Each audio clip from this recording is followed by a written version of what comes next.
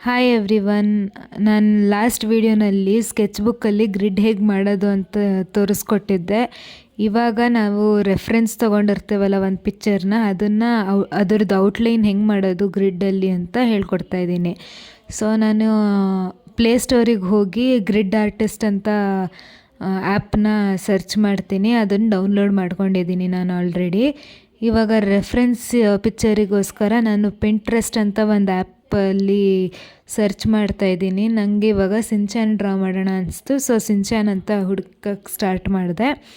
ಇದರಲ್ಲಿ ನಂಗೆ ಯಾವುದು ಪಿಕ್ಚರ್ ಇಷ್ಟ ಆಗುತ್ತೋ ಅದನ್ನು ನಾನು ಡೌನ್ಲೋಡ್ ಮಾಡ್ಕೋತೀನಿ.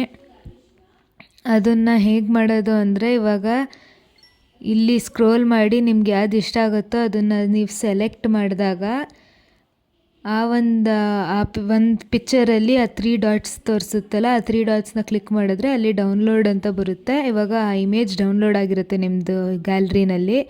ಇವಾಗ ಗ್ರಿಡ್ ಆರ್ಟಿಸ್ಟ್ ಆ್ಯಪಿಗೆ ಹೋಗಿ ಈ ಓರಿಯೆಂಟೇಷನ್ನು, ಕ್ಯಾನ್ವಾಸ್ ಸೈಜನ್ನೆಲ್ಲ ಇದು ಮಾಡ್ತೀರಾ. ಕ್ಯಾನ್ವಾಸ್ ಸೈಜಲ್ಲಿ A4 ಸೈಜ್ ಶೀಟ್ ಅಂತ ಇದು ಮಾಡಿ, ಆದಮೇಲೆ ಗ್ರಿಡ್ ಲೈನ್ಸಲ್ಲಿ 20 mm ಅಂತ ಚೂಸ್ ಮಾಡ್ತೀರಾ. ಅದು 2 ಸೆಂಟಿಮೀಟರ್ ಲೆಕ್ಕ. ಇವಾಗ ಇದರಲ್ಲಿ ನೀವು ಗ್ರಿಡ್ ಲೈನ್ಸ್ ಯಾವ ಕಲರಲ್ಲಿ ಇರಬೇಕೋ ಅದಕ್ಕೆ ಸೆಟ್ ಮಾಡ್ಕೋಬೋದು. ಇಲ್ಲಿ ನೀವು ಗ್ರಿಡ್ ಲೇಬಲ್ ಬೇಕಾ ಬೇಡವಾ, ಡೈಗ್ನಲ್ ಲೈನ್ಸ್ ಬೇಕಾ ಬೇಡವಾ, ಆಮೇಲೆ ಆ ಗ್ರಿಡ್ಡಿನ ಲೈನ್ ವಿಡ್ತನ್ನು ಅಡ್ಜಸ್ಟ್ ಮಾಡ್ಕೋಬೋದು. ಅಲ್ಲಿ ಗ್ರಿಡ್ ಸೈಜನ್ನು ಮತ್ತೆ ನೀವು ಆಲ್ಟ್ರ್ ಮಾಡ್ಕೋಬೋದು. ಇಲ್ಲಿ ಟ್ಯೂನಲ್ಲಿ ನಿಮ್ಮದು ಕಲರ್ ಯಾವ್ದು ಬೇಕೋ ಅದನ್ನು ಮಾಡ್ಕೋಬೋದು, ಆದರೆ ಅದು ಏನಕ್ಕೂ ಯೂಸ್ ಆಗೋಲ್ಲ. ಮತ್ತು ಇದರಲ್ಲೂ ಎಫೆಕ್ಟ್ಸಲ್ಲೂ ನೀವು ಯಾವುದು ಬ್ಲ್ಯಾಕ್ ಆ್ಯಂಡ್ ವೈಟಲ್ಲಿ ಬೇಕೋ ಅದನ್ನು ಮಾಡ್ಕೋಬೋದು.